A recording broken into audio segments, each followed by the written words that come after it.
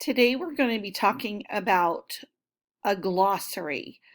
A glossary is a part of a book that usually it's at the end, at the very back of the book, and not all books have a glossary.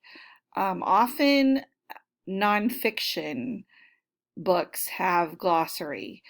The glossary gives the definition of important words in a book. A lot of times as you read a book that has a glossary, the words that are in the glossary are bold or emphasized, so that if you don't know those words that are in bold, you can go back at the back of the book and go, oh, that's what that word means. Let's look at the poster in the middle of our screen today.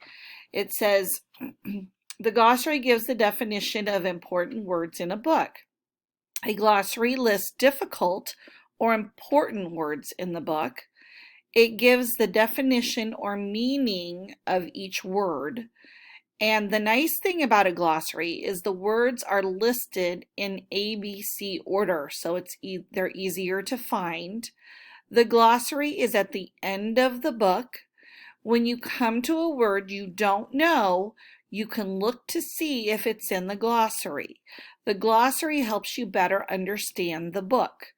And there on the page is an example of two words that could be in a glossary.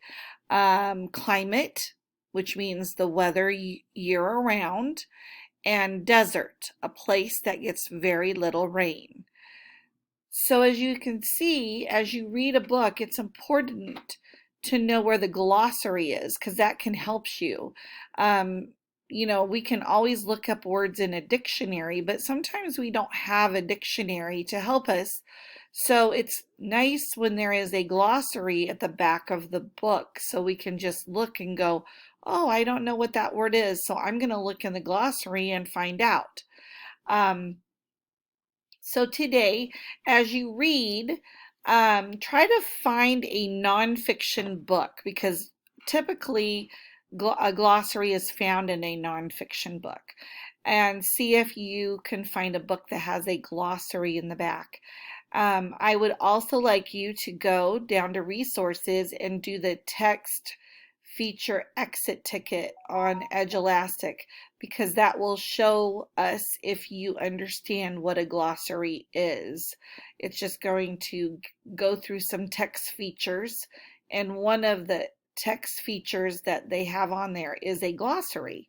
So please do that today.